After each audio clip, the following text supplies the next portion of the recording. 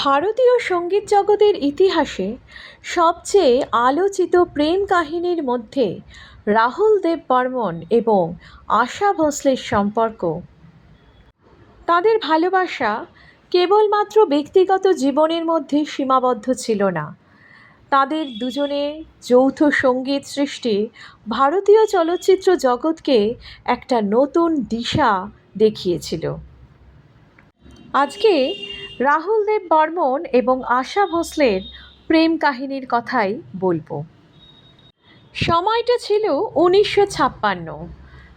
আলাপ হয়েছিল একটি রেকর্ডিং স্টেশনে। আর.ডি. বর্মন তখন ছিলেন 17 বছরের এক তরুণ এবং আশা ভোঁসলে ছিলেন তার চেয়ে 6 বছরের বড় এবং প্রতিষ্ঠিত সঙ্গীত শিল্পী। একটি সাক্ষাৎকারে আশা জানিয়েছেন যে রাহুলের সঙ্গে প্রথম দেখা, চোখে চশমা পরা, রোগা পাতলা একটি ছেলে এসে আমার কাছে অটোগ্রাফ চেয়েছিল। জানিয়েছিল রেডিওতে আমার গাওয়া মারাঠি নাট্যসঙ্গীত শুনে ভালো লেগেছে। আশার কণ্ঠ শুনে রাহুল দেব বর্মণ মুগ্ধ। প্রথম দিকে আশা রাহুলের ডাকে কোনো সাড়াই দেননি, কারণ আশার জীবনে তখন ঝড়। মাত্র 16 বছর বয়সে বাড়ি থেকে পালিয়ে গণপতরাও ভোঁসলেকে বিবাহ করেছিলেন আশা। বিয়ের কয়েক বছরের মধ্যে শ্বশুর বাড়িতে তাঁর ওপর অকথ্য অত্যাচার শুরু হয়। সন্দেহবাতিক গণপতরাও আশাকে বাড়ি থেকে তাড়িয়ে দেন।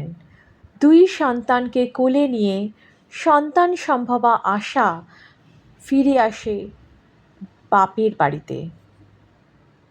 1960 সালে গণপত রায়ের সঙ্গে সম্পর্কে ইতি টানেন আশা। নিজের হাতে মানুষ করতে থাকেন তাঁর 3 সন্তানকে। প্রথম দিকে আশাকে পার্শ্ব চরিত্রের গানের জন্যই ভাবা হতো। তখন তার দিদি লতা মঙ্গেশকরের যুগ ছিল। ঠিক সেই সময় ও.পি. নায়ার আশাকে চিনেছিলেন। নায়ারের বিশ্বাস ছিল আশার কণ্ঠের মধ্যে যে আবেদন এবং আধুনিকতা রয়েছে তা সমকালীন আর কোনো শিল্পীর মধ্যে নেই।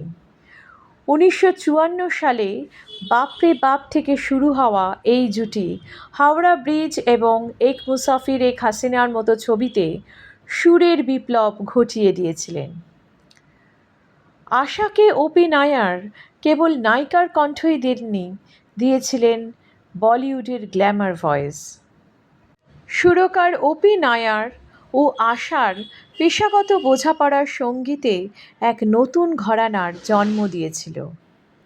তাই ব্যক্তিগত জীবনেও যেমন লড়াই করেছেন আশা, তেমন পেশাগত জীবনেও তার লড়াই চলেছে। সুরকার ও.পি. নায়ার আশার কণ্ঠে যে প্রাণের জোয়ার এনেছিলেন তা ভারতীয় সঙ্গীতের এক সম্পদ। এরপর ধীরে ধীরে আশা ও.পি. নায়ারের সাথে কাজ করা বন্ধ করে দিলেন। কেন বন্ধ করলেন সেই নিয়ে এক নীরবতা রয়েছে। এই জুটি সাফল্যের শিখরে পৌঁছেছিল আইয়ে মেহরবাঁ, উড়ে জব জব জুলফে তেরি, ইশারো ইশারো মে, এই রকম যুগান্তকারী গান এই জুটি সৃষ্টি করেছিলেন। এরপর শচীন দেব বর্মণের সুরে গান করেন আশা। সেই সময় লতার সঙ্গে ভুল বোঝাবুঝি হয়েছিল শচীন দেব বর্মণের। তখন আশাকে নিয়ে একের পর এক ছবিতে কাজ করেন তিনি। নাও দ্য গেরা, কালা পানি, কালা বাজার, সুজাতা। পড়াশোনা ছেড়ে সঙ্গীত চর্চায় চলে আসেন রাহুল দেব বর্মণ, অর্থাৎ পঞ্চম। তিসরি মঞ্জিল ছবিতে প্রথম কাজ তাদের। আশার সহযোগিতায় একের পর এক পরীক্ষা নিরীক্ষা চালান পঞ্চম। ক্যাবারে থেকে রক, ডিস্কো থেকে গজল কিচ্ছু বাদ যায়নি। 60-এর দশকে পঞ্চম এবং আশা সঙ্গীতের জগতে ঝড় তুললেন। পিয়া তু আব তো আজা, দম মারো দম, দুনিয়া মে লোগো কো, সাফল্যের শিখরে পৌঁছন তারা। এই পঞ্চমের হাত ধরেই আশার বাংলায় আসা।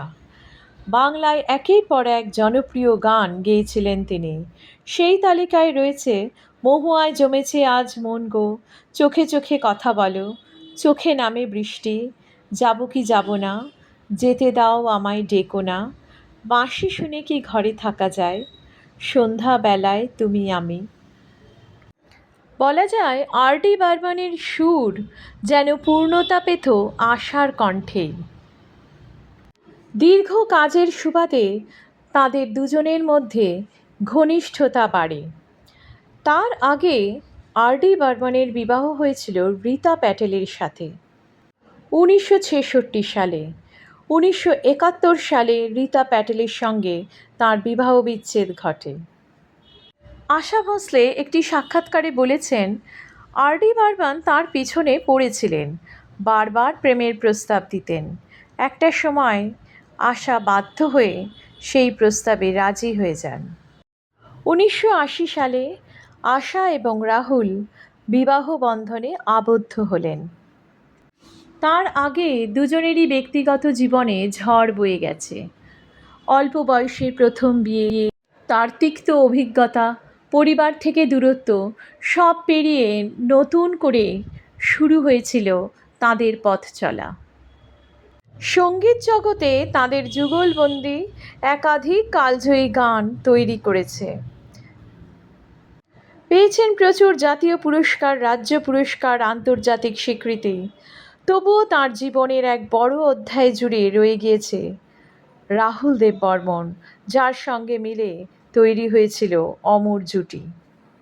অনেক বাধা পেরিয়ে দুজনের সম্পর্ক শুরু হলো। দুজনের পরিবার এই সম্পর্ক মন থেকে মেনে নিতে পারেননি। তবুও দুজনের সংগ্রামী মন সকল বাধা পেরিয়ে বিবাহ করলেন। কিন্তু সেই সম্পর্ক সর্বদা মসৃণ ছিল না। 80-র দশকের শেষে ব্যক্তিগত জীবনের নানা কারণে একটা দূরত্ব সৃষ্টি হয়েছিল। তবুও একে অপরের প্রতি শ্রদ্ধা ও টান কখনো কমেনি। 1994 সালে যখন সুরকার রাহুল দেব বর্মন পরলোক গমন করলেন, তখন আশার জগৎ অন্ধকার। এক সাক্ষাৎকারে বলেছিলেন, স্বামী বলবো না, আমার খুব ভালো বন্ধু। ও পরীক্ষা করত আর আমিও চ্যালেঞ্জ গ্রহণ করতাম। সঙ্গীতের পাশাপাশি রান্নাও এই দুজনের খুব প্রিয় ছিল। আশার কথাতেই জানা যায়, পঞ্চম এবং আশা রান্না নিয়েও নানা এক্সপেরিমেন্ট করতেন। একদিকে যেমন দম মারো দাম বা চুরা লিয়া হ্যায়ের মতো বৈপ্লবিক গান তৈরি হয়েছে, তেমন অন্যদিকে রান্নাবান্নার প্রতিযোগিতা চলত, কারণ দুজনেই ছিলেন ভোজন রসিক। তাদের ভালোবাসা ও সৃষ্টির উত্তরাধিকার আজও অমর।